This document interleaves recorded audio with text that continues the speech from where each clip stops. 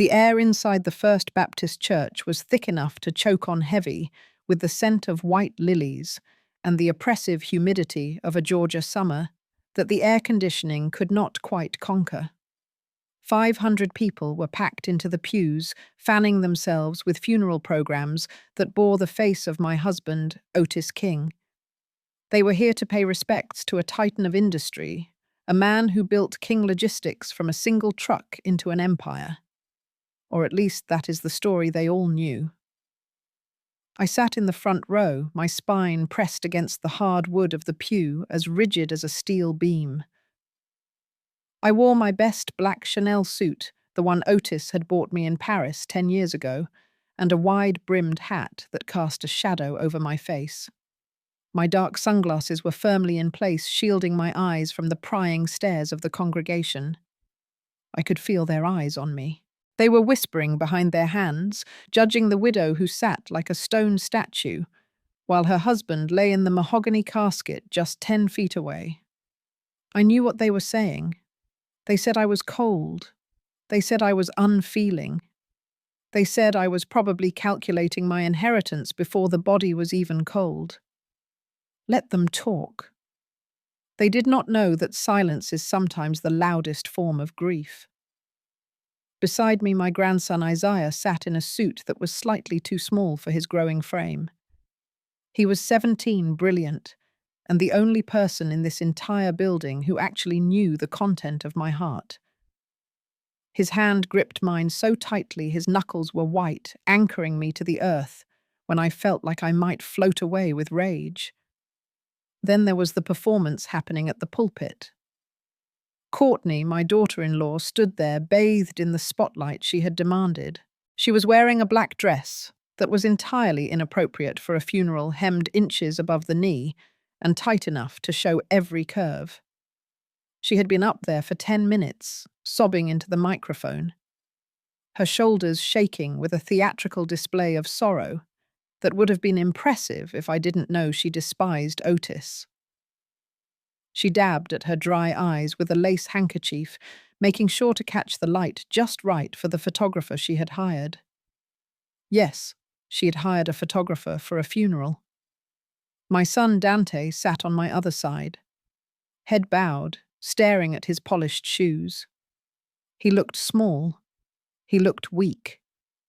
He was 40 years old, but in that moment he looked like a child waiting to be scolded. He did not reach for my hand. He did not look at his wife with embarrassment. He just sat there, compliant and defeated, letting her run the show just as he had let her run his life for the past decade. I wanted to shake him. I wanted to scream at him to stand up and be a man. But I remained frozen, my face a mask of indifference. Courtney sniffled loudly into the microphone, the sound echoing through the vaulted ceiling.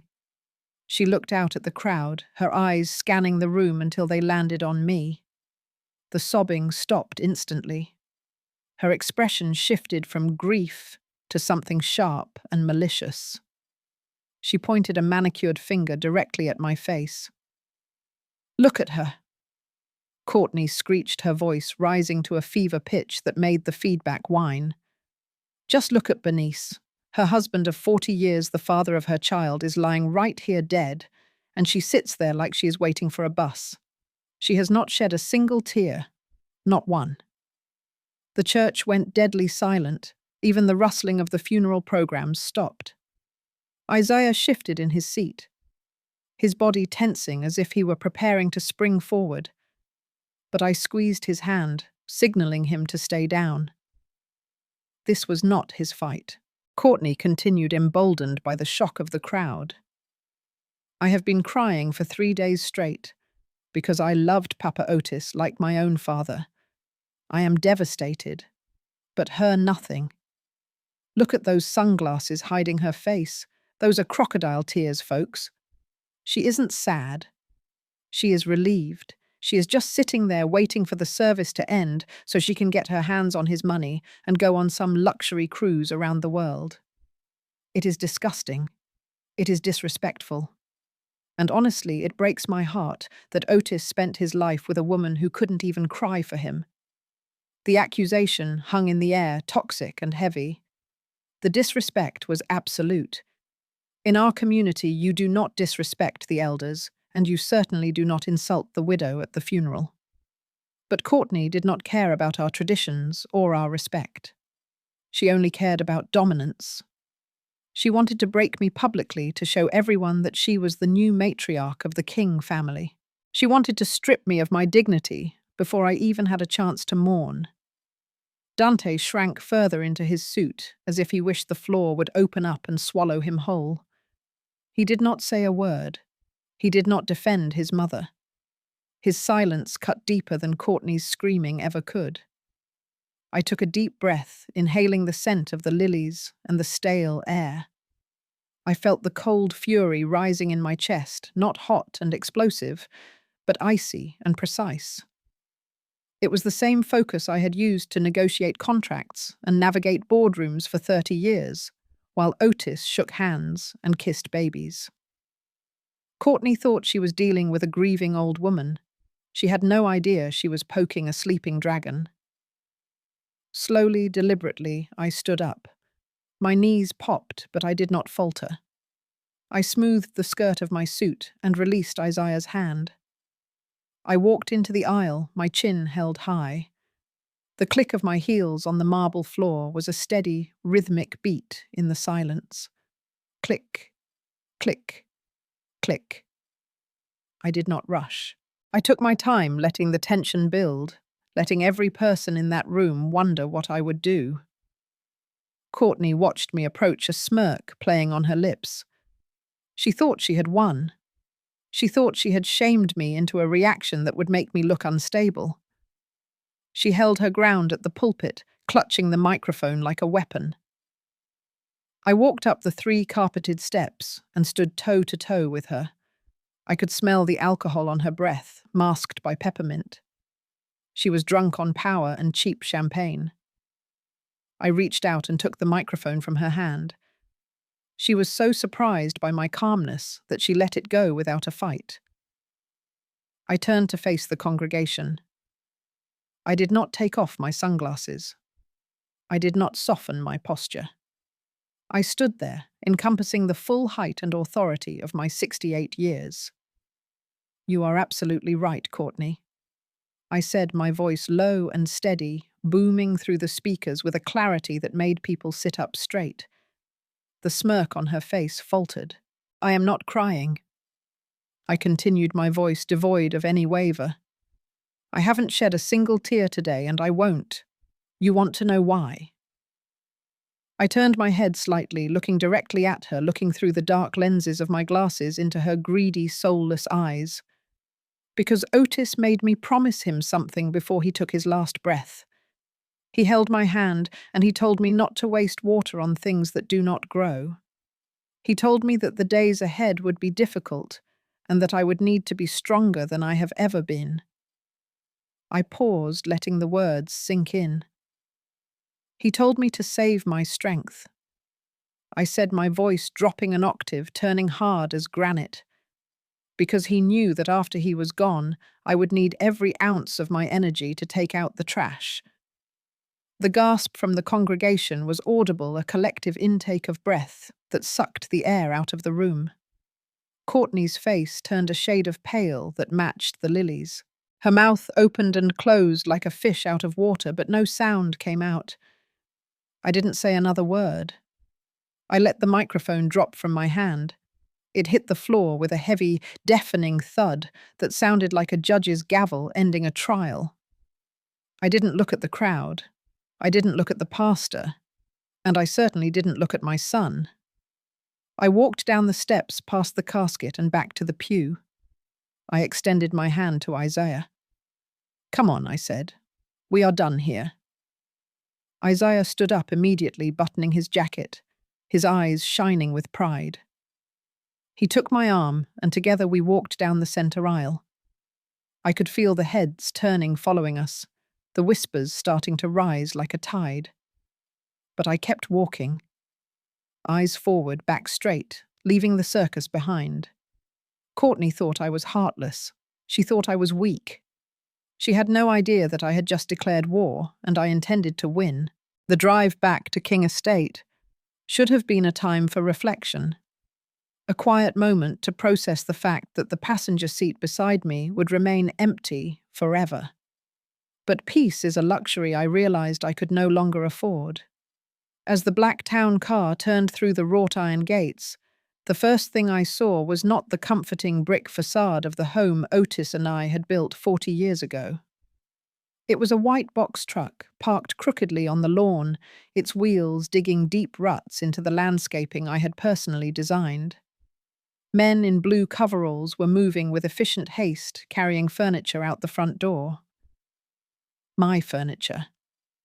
Otis's favourite leather armchair, the one moulded to the shape of his back, was being hauled down the steps like a piece of refuse. "Stop the car," I ordered. Thomas, my driver, slammed on the brakes, and I didn't wait for him to open my door. I stepped out onto the gravel, my heels sinking slightly. The sky had turned a bruised purple, threatening a storm that matched the one brewing inside me. Isaiah scrambled out the other side, his young face twisted in confusion. "Grandma, what are they doing?" I walked straight toward the front door where Courtney stood supervising the chaos. She had changed out of her funeral dress into designer jeans and a silk blouse, holding a clipboard like a weapon. Dante stood behind her, looking at the ground, studying a crack in the pavement with intense fascination. "What is the meaning of this?" I demanded, my voice cutting through the noise of the movers. "Put my husband's chair back inside immediately." Courtney didn't even look up from her clipboard. She just waved a hand at one of the movers, signaling him to keep going. "Oh, good, you are back. I was hoping we could avoid a scene, but since you are here, we might as well get this over with." She stepped down from the porch, blocking my path to the front door. "We are doing a little redecorating, Bernice. Out with the old, in with the new. Dante and I are moving into the master suite tonight." I stared at her, the audacity of the statement taking a moment to register. The master suite. That is my room. That is the bed I shared with my husband for 4 decades. "Not anymore," Courtney said with a smile that didn't reach her eyes. "See, we spoke to the family lawyer just before the service. Since Otis died without updating his executive directives, the estate naturally falls under Dante's management as the sole male heir until probate settles. It is just standard procedure. Dante needs to be in the main house to manage the assets." She gestured vaguely toward the back of the property, where the old guest cottage stood near the tree line. It hadn't been used in 10 years. It was drafty, small, and isolated. "We fixed up the guest house for you," she continued, her tone dripping with faux sweetness. "It is cozy. Much better for a single elderly woman. You won't have to worry about all these stairs or cleaning such a big place. We moved your clothes and your personal items out there already." I looked at the pile of black trash bags sitting on the wet grass. My clothes, my books, the quilt my mother made by hand. They were piled up like garbage, waiting for pickup. "Dante," I said inquisitive, looking past her to my son. "Are you really going to let her do this? Are you going to let her throw your mother out of her own home, 3 hours after you buried your father?" Dante finally looked up. His eyes were red, but not from grief. He looked terrified. "Mum, please don't make this difficult. Courtney thinks it is for the best. You know how you get with your knees. The guest house is one story. It makes sense." "It makes sense to treat me like a squatter?" I asked. Thunder rumbled overhead, and the first heavy drops of rain began to fall. The movers were still hauling things out, leaving them uncovered in the driveway. Courtney clapped her hands. "Chop chop, boys. The rain is starting. Get that mattress inside before it gets soaked." She looked at me one last time. "You better head back to the cottage, Bernice. You don't want to catch a cold at your age. Besides, I changed the locks on the main house an hour ago. For security reasons, of course. Isaiah lunged forward, his fists clenched. "I will kill you," he shouted. I caught him by the arm, pulling him back. "No, Isaiah. But Grandma, look at what they are doing." I know I said my voice low and dangerous. I see exactly what they are doing, and they want us to fight them in the mud. They want us to scream and cry and call the police so they can tell everyone I am senile and hysterical. We will not give them that satisfaction. I looked at Courtney, who was smirking at Isaiah's outburst. "Enjoy the big house, Courtney," I said. "It has a lot of echoes. I hope you sleep well." I turned my back on them. "Come, Isaiah, help me with these bags before the rain ruins everything." We walked to the guest house, carrying what we could. The cottage was cold and smelled of dust and neglect. There was no food in the fridge. The heating unit rattled and groaned when I turned it on. But as I unpacked my damp clothes, hanging them in the small cedar closet, I felt a clarity settle over me. This wasn't just cruelty. This was haste. You don't move this fast unless you are running from something. You don't throw a widow out in the rain unless you are desperate to control the territory. They were afraid, and I needed to know why. I didn't sleep that night. I sat in the wicker chair by the window, watching the lights of the main house. I saw shadows moving in my bedroom. I saw them pacing. The next morning, I dressed in a navy blue business suit. It was old but impeccable. I did my hair. I put on my pearls. I told Isaiah to stay at the cottage and monitor the Wi-Fi network to see if he could access any of their digital communications. I called Thomas to pick me up at the service gate. "Take me to the office," I said. King Logistics was my husband's pride and joy. A sprawling complex of warehouses and a sleek glass-fronted headquarters downtown. I walked through the sliding doors expecting the usual hum of productivity. Instead, I walked into a riot. Staff members were huddled in groups, whispering. The receptionist looked like she had been crying. When she saw me, she stood up, relief washing over her face. "Oh, Mrs. King, thank God you are here." "They are upstairs. They are tearing everything apart." "Who is upstairs?" "Your son and his wife. And some people. Strangers." I took the elevator to the executive floor. The doors opened, and I heard Courtney's shrill voice echoing down the hallway. "I don't care what the filing system is. I want every ledger from the last 5 years on this table now. And get someone to crack this safe, or I will hire a locksmith to drill it." I walked into the conference room. It was a scene of desecration. Files were scattered across the mahogany table. Dante was sitting in the corner, sweating through his shirt, while Courtney paced back and forth, barking orders at our chief financial officer, Mr. Henderson, who looked like he was about to have a stroke. Standing around the room were 3 men who did not look like auditors. They wore cheap suits that fit poorly, and they watched the scene with bored, predatory expressions. They looked like sharks waiting for blood in the water. "What is going on here?" I asked, standing in the doorway. The room froze. Mr. Henderson looked at me with pleading eyes. "Bernice, they are demanding access to the reserved accounts. They want to liquidate the fleet assets." Courtney spun around. Her eyes narrowed. "What are you doing here, Bernice? Shouldn't you be resting? Or knitting something?" "This is my husband's company," I said, stepping into the room. "I am the co-founder. I have every right to be here." Courtney laughed a harsh barking sound. "You were the co-founder on paper, honey. Otis ran this show. You were just the trophy wife who signed the Christmas cards." She walked over to me, invading my personal space. "We are conducting a modernization audit. We are bringing King Logistics into the 21st century. We don't need you hovering around reminding everyone of the old days." She turned to the staff gathered in the hallway. "Look at her. She doesn't even know how to open a PDF. She thinks the cloud is something in the sky." She turned back to me, her voice dropping to a venomous whisper. You are just the owner's wife, Bernice. You don't know the first thing about Logistics 4.0 or global supply chains. You are obsolete.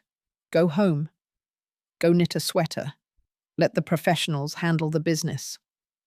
Dante finally spoke up, his voice shaking. Mom, please, go home. We have this under control. I looked at my son. He was trembling. His eyes kept darting to the three men in the cheap suits. He wasn't acting like a new CEO. He was acting like a hostage. I looked at the men again. One of them tapped his watch, looking at Dante. It wasn't a gesture of impatience. It was a threat. I realized then that Courtney wasn't just being greedy. She was frantic. They were trying to find money fast. Liquid assets, things that could be sold today. Fine, I said, smoothing my jacket. I can see I am not wanted.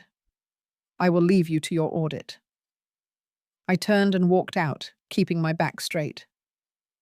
I heard Courtney laugh behind me. She thought she had won. She thought she had shamed me into retreating. But as I walked past the break room, I paused. The door was slightly ajar. I heard Dante's voice, muffled and desperate. I am trying, okay. She is pushing as fast as she can. We will have it.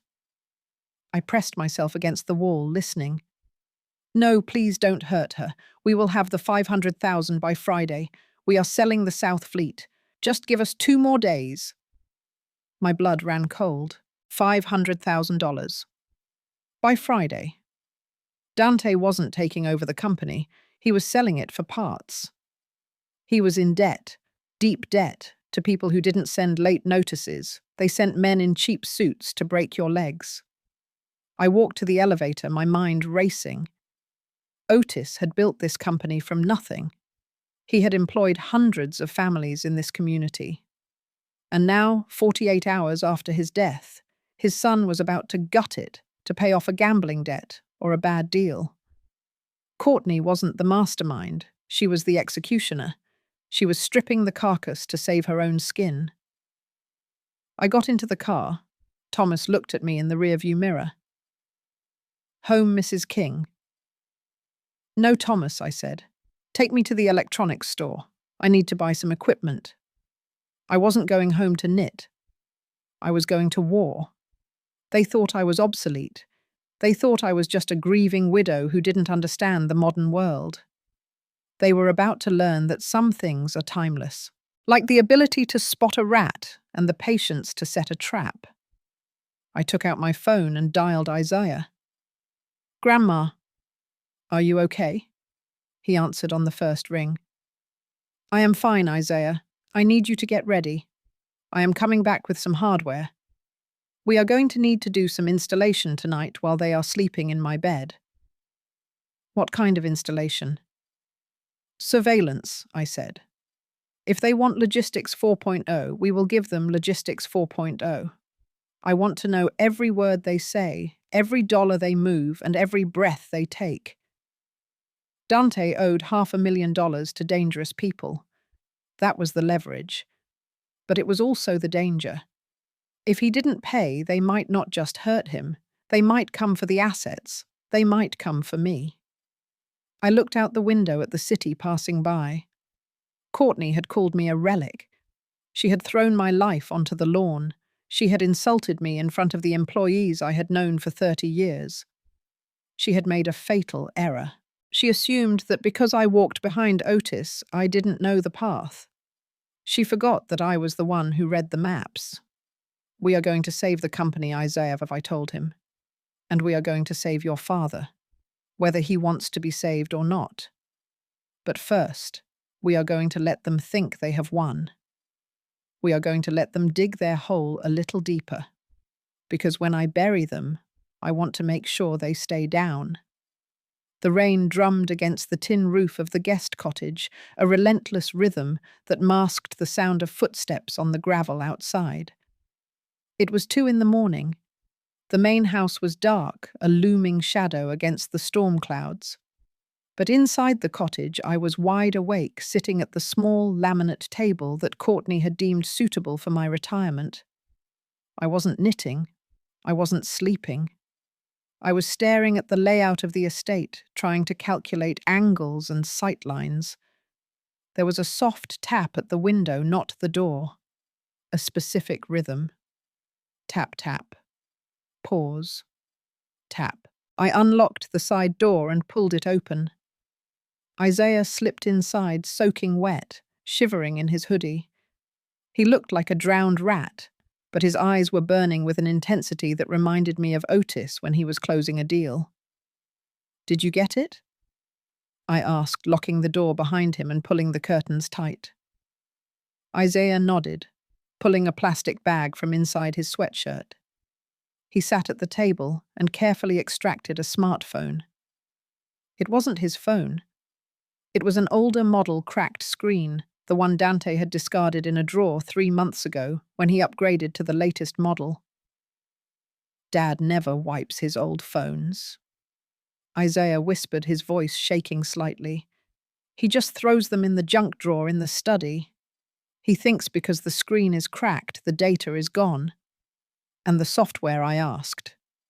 Isaiah's fingers flew across the cracked screen. "Installed and active. I linked it to the mesh network before they changed the Wi-Fi password. As long as Dad's current phone is on the same network, this old one mirrors the audio inputs. It acts like a receiver." He pushed the phone toward me. "They were in the master bedroom an hour ago, Grandma. They thought everyone was asleep. You need to hear this." I looked at the phone. It was a portal into the room where I had slept for 40 years. The room where my husband had taken his last breath. I didn't want to listen. I wanted to burn the main house to the ground. But I needed ammunition. "Play it," I said. Isaiah pressed a button. The audio was fuzzy at first, the sound of fabric rustling, then the distinct click of a lighter. Courtney smoking in my bedroom. I hated that. Then her voice came through clear and sharp, cutting through the static. "Stop pacing, Dante. You are making me dizzy. It is done. We are in charge now." Dante's voice was a whine, a pathetic sound that made my stomach turn. "It is not done, Courtney. The auditors are going to find the hole in the accounts. $500,000 doesn't just disappear without a paper trail. And those men today, they weren't auditors. They were enforcers. If we don't pay them by Friday, they are going to break my legs. Or worse." "Oh, grow a spine," Dante Courtney snapped. "We will sell the South Fleet tomorrow. I already have a buyer lined up in Savannah. Cash deal under the table. That will cover the debt and leave us enough to redecorate this mausoleum." There was a pause, then the sound of ice, clinking in a glass. "We got lucky," Dante said, his voice dropping to a whisper. "I mean really lucky.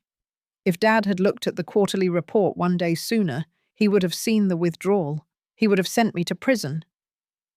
Courtney laughed. It was a low, throaty sound that lacked any warmth. "Luck had nothing to do with it, honey.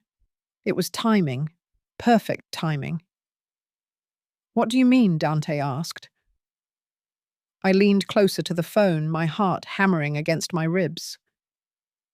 Courtney sighed, the sound of smoke being exhaled, when he started clutching his chest that night when he dropped the glass of water.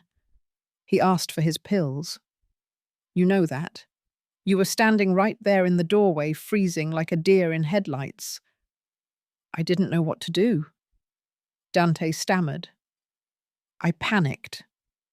"I know you did," Courtney said soothingly, but with a razor-sharp edge. "That is why I handled it." The bottle fell off the nightstand. It rolled under the bed. Silence, a long, terrible silence on the recording. "He was reaching for it," Courtney continued. "He was gasping and reaching. If he had taken that nitroglycerin, he might have stabilized. He might have lived another 5 years. And where would we be then, Dante? In jail. You would be in jail for embezzlement, and I would be the wife of a convict.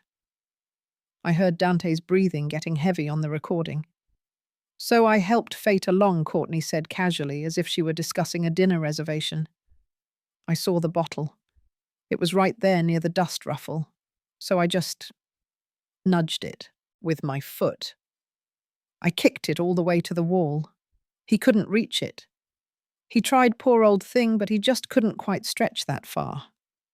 I stopped breathing. The air in the cottage seemed to vanish, sucked out by the vacuum of her evil. "You kicked it," Dante whispered. "I secured our future," Courtney corrected. "And look how it worked out. He died right on time, before he saw the bank statements, before he could write you out of the will. It was a mercy, really. A mercy for us." The recording ended with the sound of clinking glass. I sat there frozen. My hands were resting on the table and they were perfectly still, which terrified me. I should be shaking. I should be screaming, but I wasn't. I was turning into stone. She killed him. It wasn't a heart attack. It was murder. She watched my husband, the man who had welcomed her into our family, the man who had paid for her car and her clothes and her vacations. She watched him gasp for air and she kicked his salvation out of reach. And my son, my own flesh and blood. He stood there and watched. He let it happen because he was afraid of getting caught stealing. Isaiah was crying. Silent tears rolled down his cheeks. He looked at me, waiting for me to break, waiting for me to collapse under the weight of this horror. But I didn't break. The grief that had been drowning me for 3 days suddenly evaporated. In its place was a cold, hard clarity. Grief is for the dead. Rage is for the living. Grandma Isaiah whispered, his voice trembling. "What do we do? We have to call the police."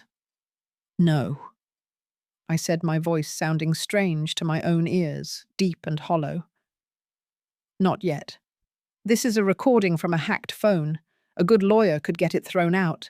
They could claim it was edited or taken out of context. Courtney is slippery. She will say she was drunk. She will say she was joking.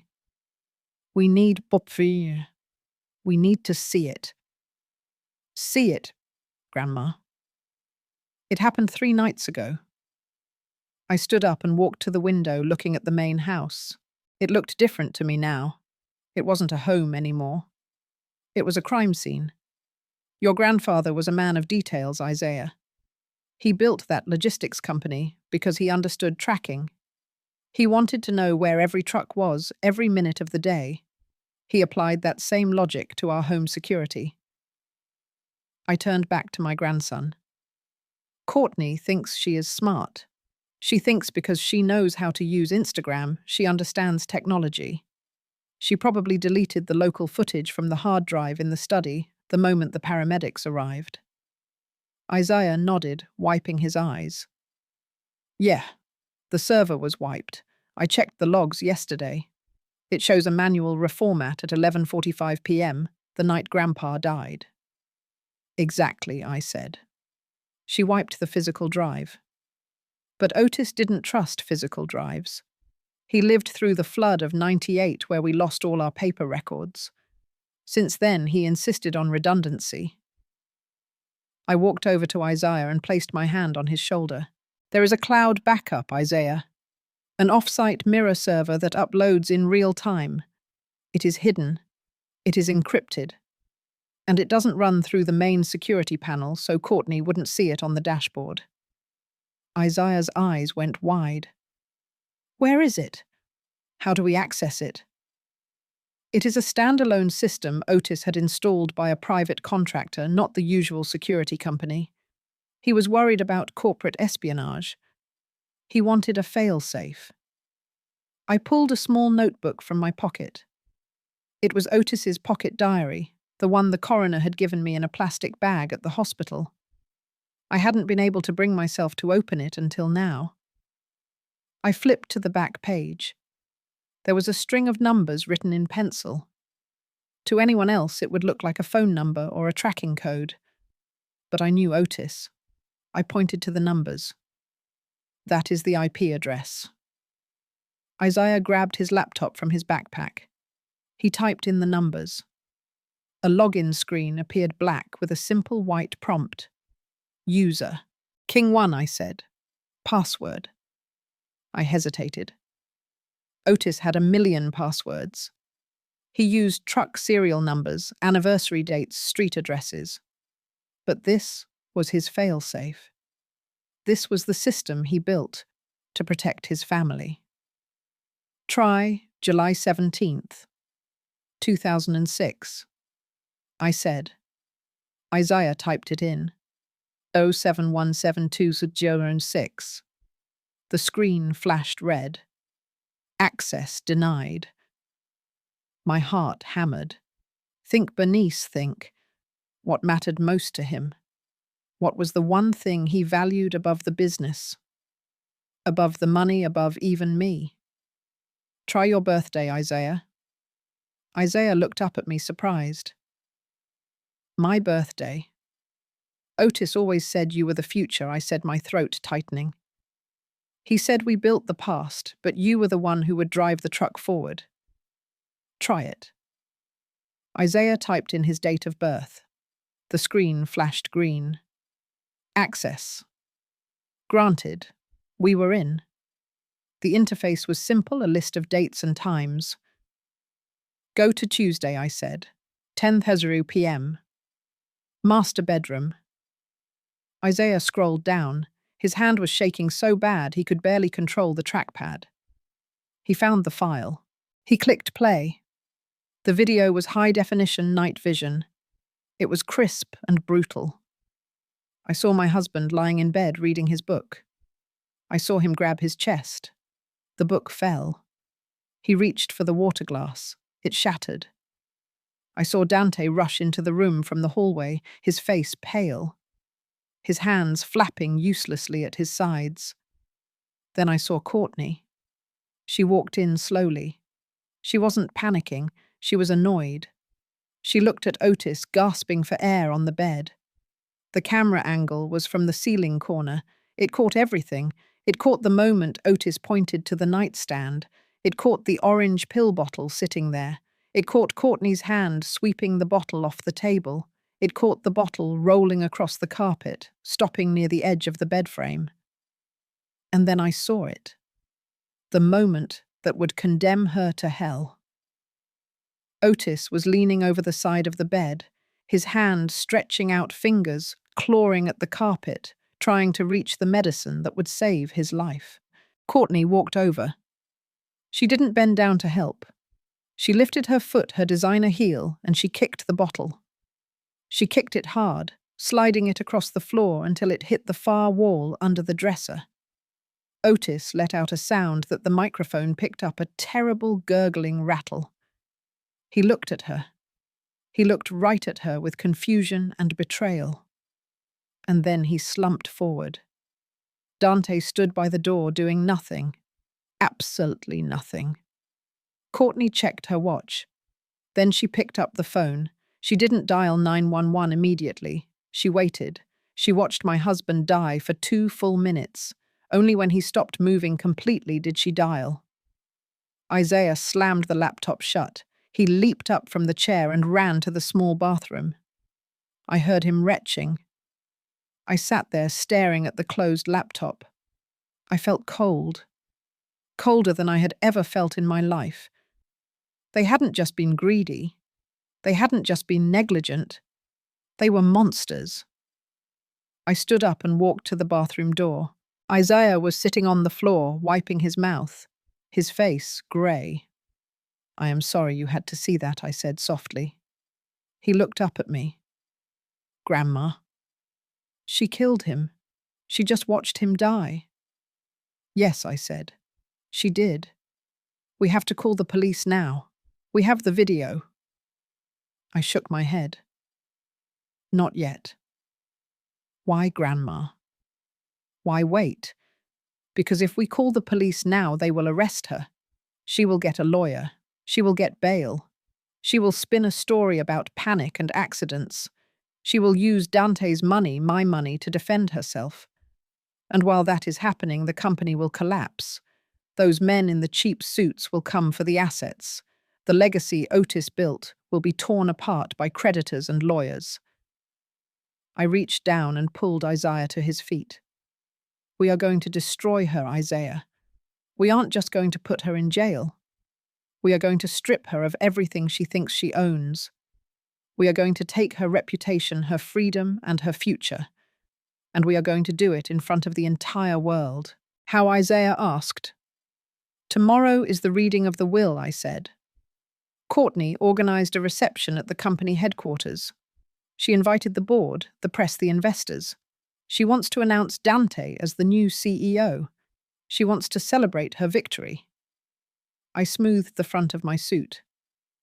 We are going to bring a presentation. Isaiah looked at the laptop, then back at me. You mean play the video? At the reception? I nodded. But not just the video.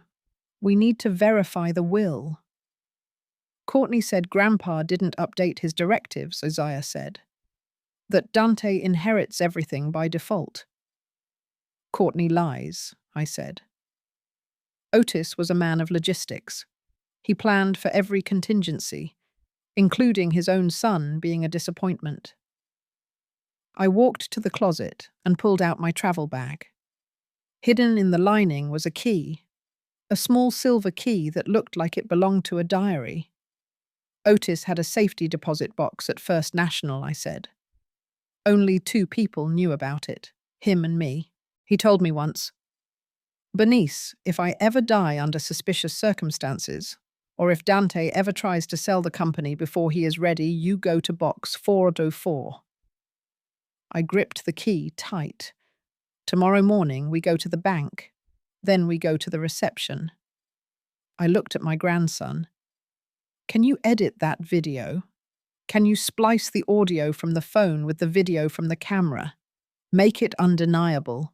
Make it loud. Isaiah's face hardened. He wiped the last tear from his cheek. Yes, Grandma. I can make it cinematic. Good, I said. Because tomorrow Courtney is going to learn the difference between a grieving widow and a matriarch. She wanted my tears. Tomorrow she is going to choke on them. The next morning began with a knock at the door of the guest cottage that was too cheerful for the circumstances. It was 7 o'clock. The sun was barely cresting the oak trees, casting long shadows across the lawn that separated my exile from my kingdom. I was already awake. I had been awake for hours, sitting in the dark, listening to the hum of the refrigerator and the silence where Otis's breathing used to be. I watched through the blinds as Courtney stood on the porch. She was holding a silver tray. On it was a porcelain teapot, 2 cups, and a small vase with a single white rose. It was a picture of domestic dutifulness. It was a lie. I opened the door wearing my robe, my hair wrapped in a silk scarf. I made sure to stoop my shoulders just a fraction of an inch. I made sure my eyes looked unfocused. If they wanted a senile old woman, I would give them a performance worthy of Broadway. Good morning, Mother King, Courtney chirped, pushing past me into the small living room. I thought we got off on the wrong foot yesterday. I wanted to make amends. I brought you some chamomile tea. It is a special blend I got from my herbalist. It helps with stress and memory. She set the tray down on the wobbly table. The steam rising from the pot smelled floral, but underneath the flowers was a sharp metallic tang that my nose recognized immediately. It smelled like chemicals. It smelled like control. My phone buzzed in my pocket, one short vibration. I didn't need to look at it to know it was Isaiah. He had warned me. He had intercepted a text message from Courtney to Dante late last night. Give her the tea in the morning. It will make her pliable for the lawyer. Just say it's for her nerves. Thank you, Courtney, I said. My voice raspy and weak. That is very thoughtful of you. I haven't been sleeping well. Courtney poured the tea. Her hand was steady. She didn't even tremble as she handed me a cup of poison. Drink up, she said. watching me with the intensity of a hawk circling a field mouse. It is best while it is hot. I lifted the cup to my lips. I let the steam hit my face. I saw her eyes widen in anticipation. She was practically salivating at the thought of me drugged and confused, stumbling around while she picked my pockets. "Oh," I said, suddenly lowering the cup.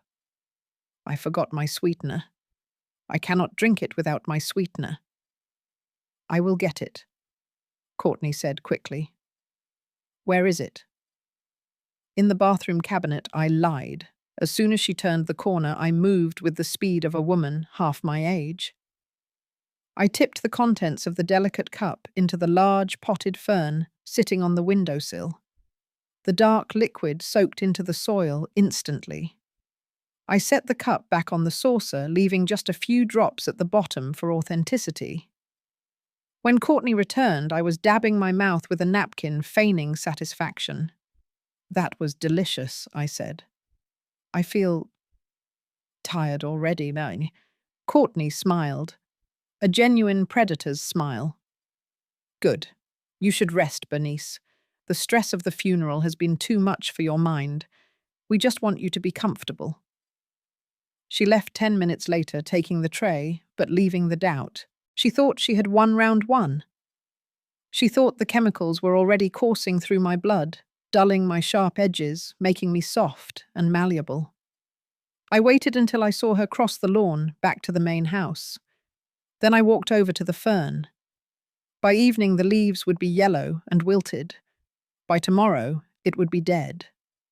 That was what she intended for me, a slow withering until I was nothing but dry leaves to be swept away. It was time to escalate the performance. For the next 3 days, I lived 2 lives. Inside the cottage, with the blinds drawn, I was Bernice King, CEO, strategist, and matriarch. I worked with Isaiah, reviewing the financial records he had pulled from the cloud, preparing the dossier that would hang them. But outside, I was the ghost of Bernice King. I started wandering the grounds in the middle of the day, wearing my nightgown over my clothes, my hair uncombed. I would stand by the pool, staring into the water, muttering Otis's name. I would walk to the driveway and ask the security guards if they had seen my husband, because he was late for dinner. I saw Courtney watching me from the master bedroom window. I saw the glint of her phone lens. She was recording me. She was building her case file titled Dementia. She was documenting my decline so she could present it to a judge and say, "Look, she is unfit. She is a danger to herself. We need conservatorship." She didn't know she was filming her own entrapment. On the 4th day, I upped the ante. I walked into the main house while the cleaning crew was there. I walked straight past them into the dining room and started setting the table for a dinner party that wasn't happening. I laid out 6 place settings, talking to empty chairs, laughing at jokes no one had told. Courtney came running down the stairs. "What are you doing?" she hissed, grabbing my arm. I looked at her blankly. "It is Thanksgiving, Courtney. Otis is carving the turkey. Don't be rude." Courtney looked at the cleaning lady, who was watching with wide eyes. "See?" Courtney said loudly, performing for the witness. She is so confused. It is July Bernice. "Come on, let's get you back to bed." She led me out roughly, her nails digging into my arm. As we walked out the door, she leaned close to my ear. "You are losing it, old woman. Soon you won't even remember your own name. And when that happens, I am going to put you in a state facility so fast your head will spin." I let out a small whimper of fear. It was the hardest acting choice I had ever made, letting her see me afraid. But it was necessary. It was the bait. That evening I sat in the cottage. The fern on the windowsill was brown and dead, a silent casualty of war. I picked up my phone. "Isaiah," I said.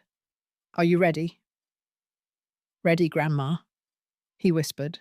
"Start the recording," I said. "I am making the call." I dialed Dante's number. He answered on the second ring. "Hello, Mum." "Dante," I said, my voice trembling just enough. "I need you to come out to the cottage. Bring Courtney. Please, I can't do this anymore." "What is wrong, Mum?" "I am scared, Dante.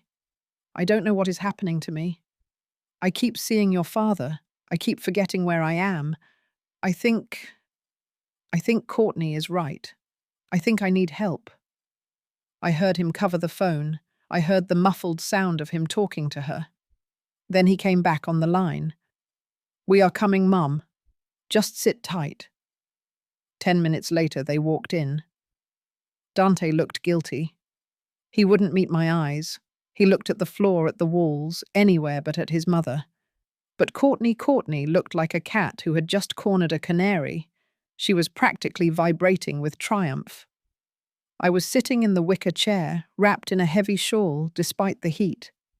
I looked small. I made myself look small. "Mom," Dante said, sitting on the edge of the sofa. "You called."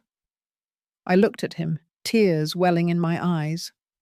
Real tears this time, born of the heartbreak of seeing my son so completely lost. "I am tired, Dante," I whispered. "I am so tired. I tried to go to the office the other day, but I got lost. I tried to set the table today, but I forgot what year it was. I am losing my mind, Dante. I can feel it slipping away." Courtney stepped forward, placing a hand on Dante's shoulder, a gesture of ownership, not comfort. "It is okay, Bernice," she said, her voice sickly sweet. "That is what we have been trying to tell you. You are sick. You need rest. You need to let go of the burden of the company." I nodded, sniffing. "I know. I know now. I was stubborn. But I am scared. I don't want to ruin what Otis built because I can't remember how to sign a check." I looked up at them, my eyes pleading. "I want to sign it over," I said. The air in the room changed instantly. The tension snapped. Courtney's eyes lit up with a greed so naked it was almost blinding. "What do you mean, Mom?" Dante asked. "The power of attorney," I said. "The company, the estate. I want to sign it over to you, Dante. You are the man of the house now. You should be in charge. All I want is to stay here." I gestured around the small, shabby cottage. "Please don't put me in a home," I begged, gripping my shawl. "Just let me stay in the guest house. I won't be a bother. I will stay out of your way. Just give me a small allowance for food and medicine and let me die here where I can see my garden." "Please." Courtney squeezed Dante's shoulder so hard I saw him wince. "Of course, Bernice," she said quickly before Dante could speak. "We would never put you in a home if you cooperate. This is the best solution for everyone. Dante can manage the heavy lifting and you can retire." She pulled out her phone. "I will call the lawyer," she said.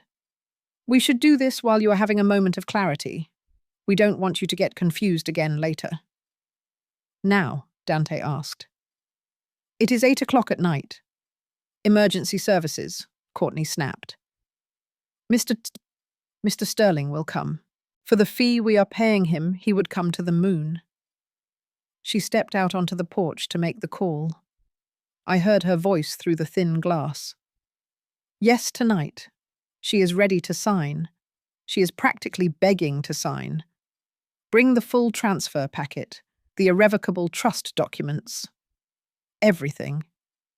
No, she is competent enough to sign, but we need to move fast before she changes her mind." I looked at Dante. He was wringing his hands. "I am sorry, Mum," he whispered. "It is just... business has been hard. We need to modernize. This is the only way. You're a good boy, Dante." I lied, my heart breaking. "You are doing what you have to do." An hour later, Mr. Sterling arrived. He was a greasy man with a suit that cost more than this cottage, and a smile that looked like it was purchased at a discount. He smelled of cigars and ambition. He spread the documents out on the small laminate table. "This is a standard transfer of authority, Mrs. King," he explained, tapping the paper with a gold pen. "It grants Dante full executive power over King Logistics and the King estate. It also assigns guardianship of your person to Courtney here. It means they make the decisions, so you don't have to worry about anything ever again." I looked at the stack of papers. It was a death warrant for my independence. It was a total surrender.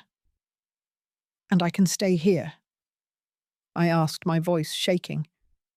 "In the writing?" Mr. Sterling pointed to a clause. "Right here.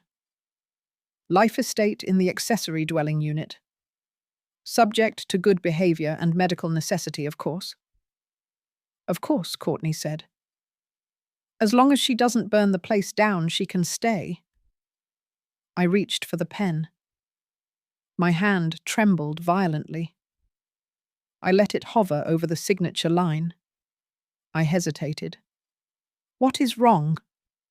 Courtney asked, her voice sharp. "Sign it, Bernice." I looked up at her. "You promise you won't sell the company?" I asked. "Otis loved that company. You promise you will keep it in the family?" Courtney rolled her eyes, but she nodded. "We promise, Bernice. We are going to take it to the next level. It will be the King legacy forever. Just sign the damn paper." I looked at Dante. "Son," I asked, "sign it." "Mom," he said, looking away. "Please." I touched the pen to the paper. I wrote my name slowly, agonizingly. Bernice King.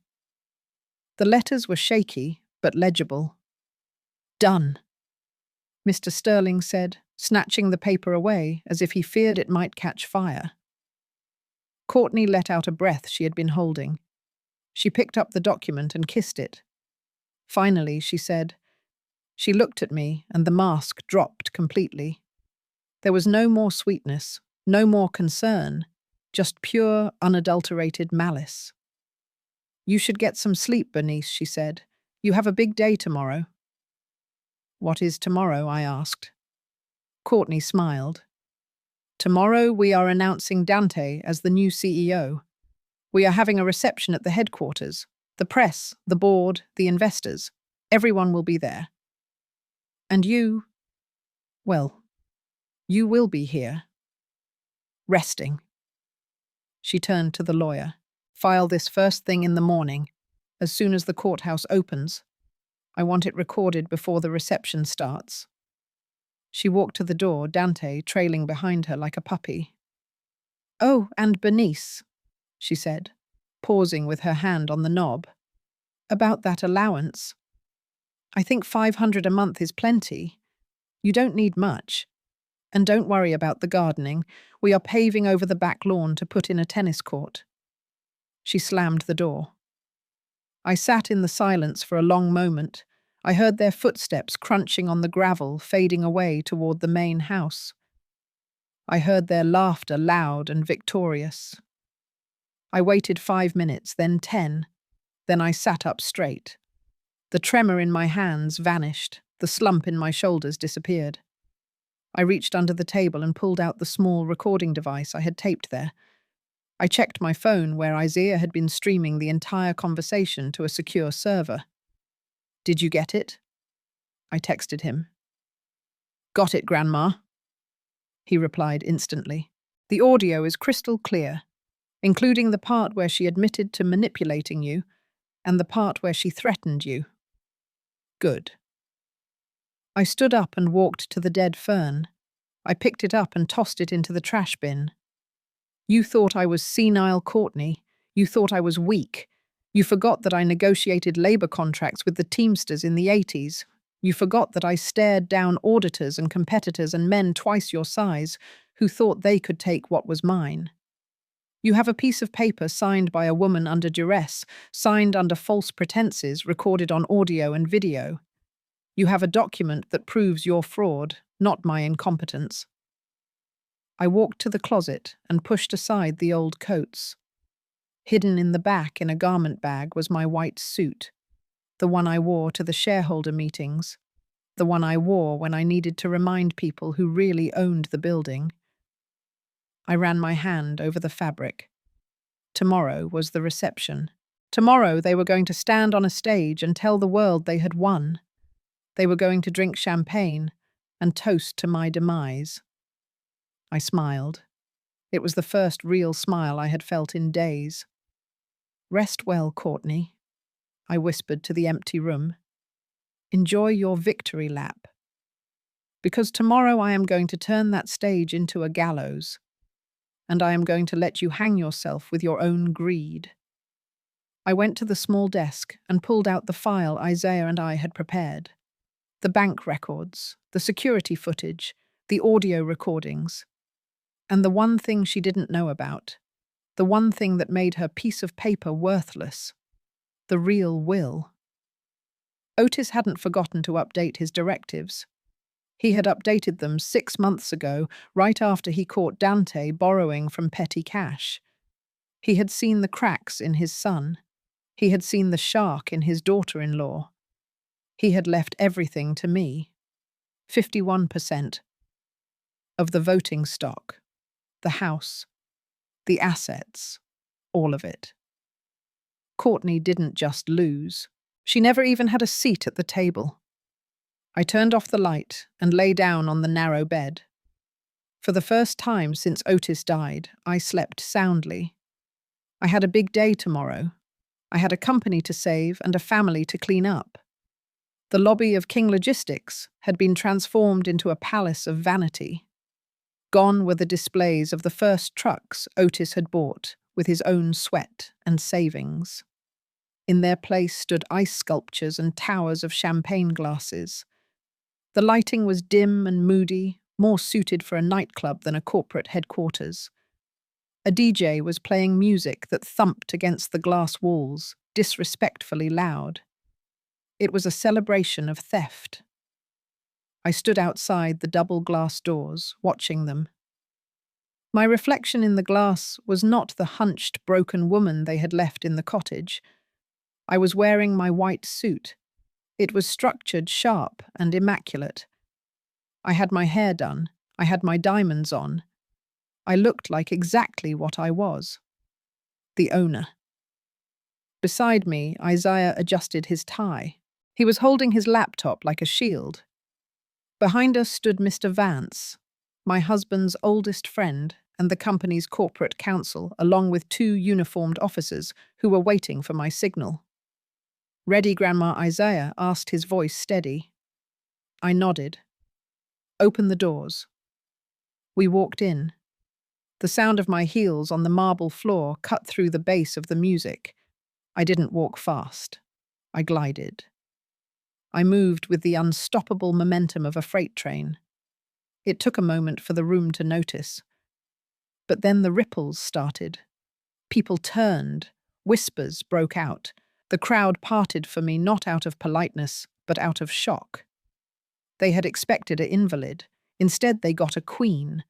Courtney was on the stage, holding a microphone and a flute of champagne. She was wearing a red dress. Red. At a memorial event for the founder. She looked like a bloodstain against the corporate logo. Dante stood next to her, looking like he wanted to be invisible. Courtney froze mid-sentence. Her eyes widened. She lowered the glass. "Well," she said into the microphone, her voice shrill. "Look who decided to join us. Did you get lost on your way to the cafeteria, Bernice?" The room went silent. The DJ cut the music.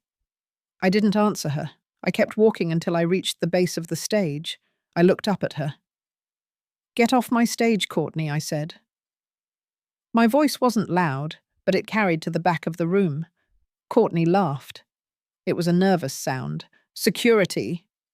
she shouted. "Someone escort this poor, confused woman back to the guest house. She is having an episode."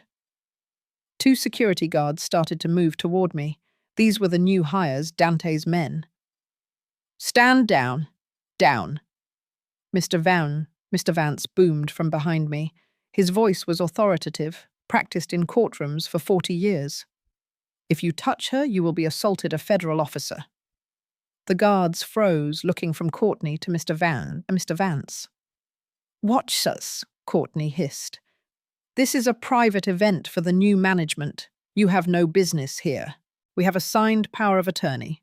We have the transfer documents. Dante is the CEO." She waved the papers in the air like a flag. I walked up the stairs. I took the microphone from the podium. Courtney tried to grab it back, but I caught her wrist. My grip was iron. "Let go," she gasped. I leaned into the mic. "You have a piece of paper signed by a woman you drugged and manipulated," I said. "But that does not matter, because you cannot transfer what you do not own." I turned to the crowd. I saw the investors, the board members, the press. "My husband, Otis King, was a great man," I said. "He was the face of this company. He was the heart. But he was not the wallet." I nodded to Mr. Vance. He stepped forward and plugged a drive into the presentation system. The screen behind us, huge and high definition, lit up. It wasn't a video yet. It was a document. A scan of the original Articles of Incorporation from 1980. Mr. Vance spoke clearly. Otis King owned 49% of King Logistics. He was the operating partner, the majority shareholder, the silent partner who put up the initial capital and holds 51% of the voting stock is Bernice King. A gasp went through the room. I heard the murmurs. 51%. She owns it. She controls the board. Courtney stared at the screen. Her face went grey. "That is a lie," she screamed. "Otis ran everything. You were just the wife. You were just the housewife." "I was the bookkeeper, Courtney," I said coldly. "I was the strategist. I was the one who mortgaged my father's land to buy the first fleet. Otis drove the trucks. I built the road." I took a step toward her. "Your power of attorney is worthless because Otis couldn't leave you the company. He didn't own it to give. The transfer you forced me to sign is void because it was based on fraudulent authority. I am the chairman of the board, and as of this moment you are trespassing." Dante looked at me, his eyes pleading. "Mum, please, we can talk about this." "No!"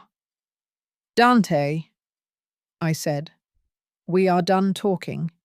You wanted to be a big man. You wanted to run the show. Well, here is your audience." I looked at Courtney. "You called me a crocodile at the funeral. You said I had no tears. You said I was a monster waiting for a payday." I signaled Isaiah. "Well, Courtney," I said, "let us see who the real monster is." Isaiah hit the spacebar on his laptop. The screen changed. The legal documents vanished. In their place appeared the grainy, high-contrast footage from the master bedroom. The room went deathly silent. No one breathed. On the screen, everyone saw Otis clutching his chest. They saw him reaching. They saw the panic. And then they saw Courtney. They saw her walk into the frame. They saw her look at the dying man. They saw her hand sweep the pills off the table. A woman in the front row screamed. A hand flew to her mouth. Then came the sound. Isaiah had synced the audio perfectly. The sound of the bottle hitting the floor echoed through the sound system. Then the kick. It was magnified. The sound of her designer shoe hitting the plastic bottle. Click skitter. The bottle slid across the floor on the screen. Otis reached for it. He groaned. It was a terrible, wet sound. Courtney on the screen checked her watch. Then the audio from the phone call played overlaying the video. It was Courtney's voice, clear as a bell. I kicked it. He couldn't reach it. He died right on time. Courtney stood on the stage, frozen. She looked at the screen, then at the crowd. Her mouth opened, but no words came out. She looked like a ghost. The video ended. The screen went black. The silence in the room was heavy, suffocating. It was the silence of judgment. Then the flashbulbs started. 1, then 10, then 100. The press was having a field day. "You murdered him," I said, my voice calm and final. "You watched the man who gave you everything die, and you kicked his life away." Courtney lunged at me. She was screaming, a primal sound of rage and terror. She reached for my throat. Her nails extended like claws. "It is a lie," she shrieked. "It is fake. That is a deep fake. You edited it." The officers moved before she could touch me. They tackled her to the ground right there on the stage in her red dress. "Get off me," she screamed, kicking and thrashing. "Dante, help me. Tell them. Tell them it is a lie." Dante didn't move. He was staring at the floor, tears streaming down his face. He looked broken. "Mr. Dante King," the officer said, pulling Dante's arms behind his back. "You are under arrest for conspiracy to commit murder, elder abuse, and fraud. Mrs. Courtney King, you are under arrest for murder in the first degree." They dragged them off the stage. Courtney was still screaming, cursing me, cursing Otis, cursing the world. Dante was sobbing loudly, calling for me. "Mum," he wailed. "Mum, please." She made me do it. I didn't want to. I watched them go. I watched the police lead my only son away in handcuffs. I watched the daughter-in-law I had tried to love being dragged out like a rabid animal. I felt a hand on my arm. It was Isaiah.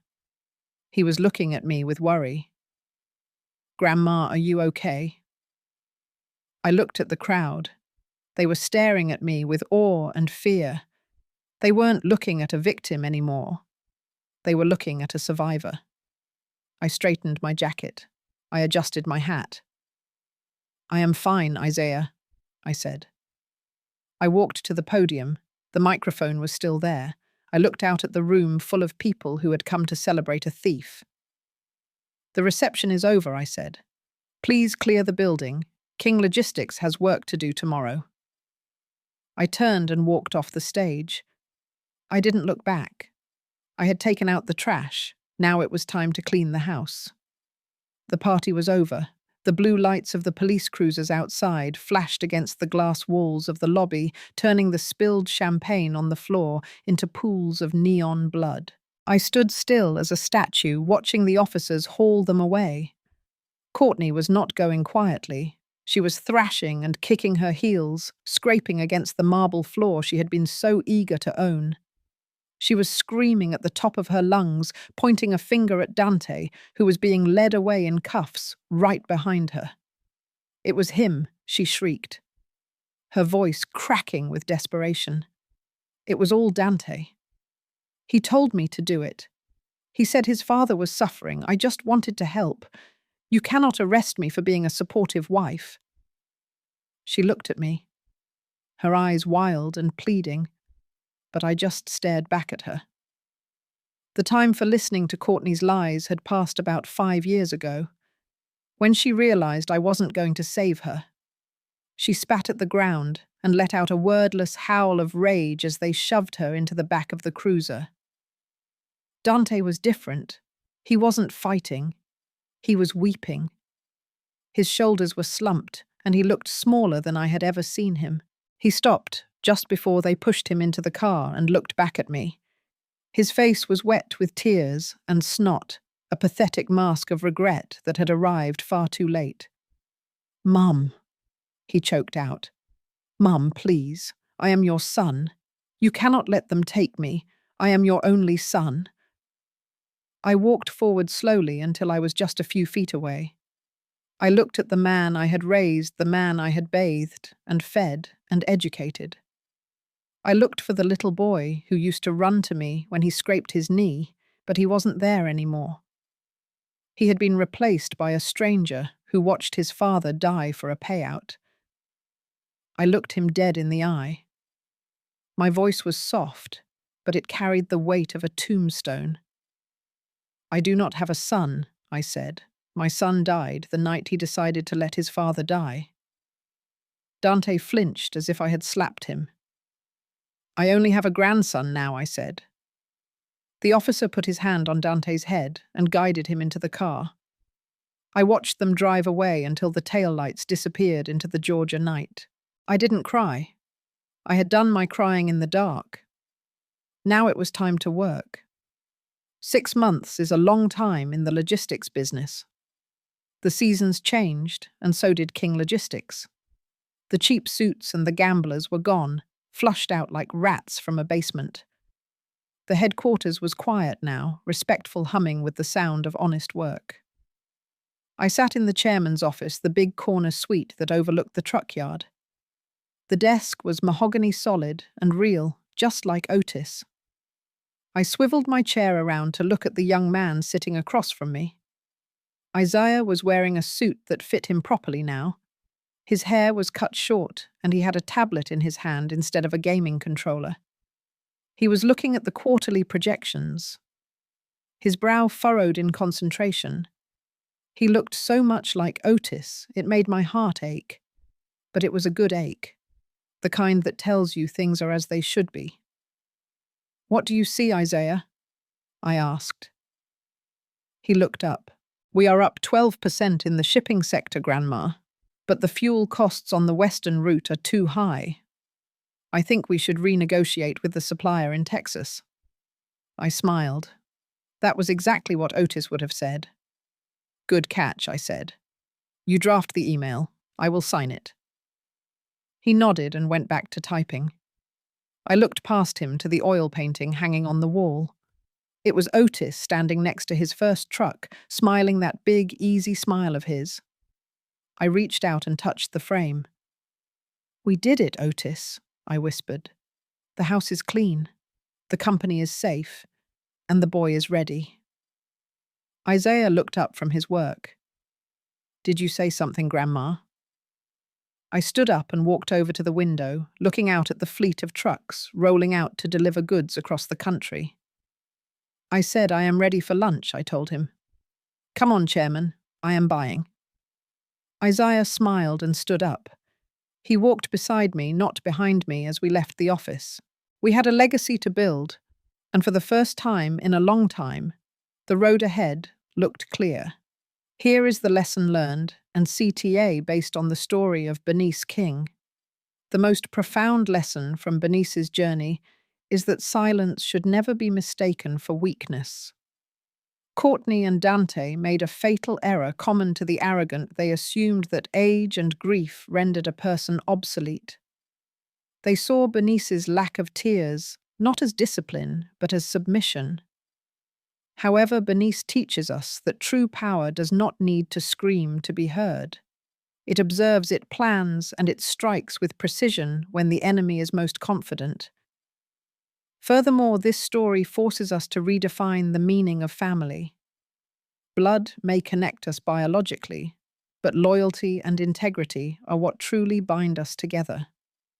While Otis's own son betrayed her for quick cash, her grandson Isaiah stood as her shield, proving that a true legacy is entrusted only to those who respect the labor it took to build it. In a world that often dismisses the elderly as invisible, Otis stands as a reminder that a lifetime of experience is the ultimate defense against the recklessness of greed. She didn't just save a company, she reclaimed her dignity. So I have to ask you, if you were in Otis's position, could you have watched your own son be arrested? Or would a mother's love have stopped you from pressing charges? Let me know in the comments below.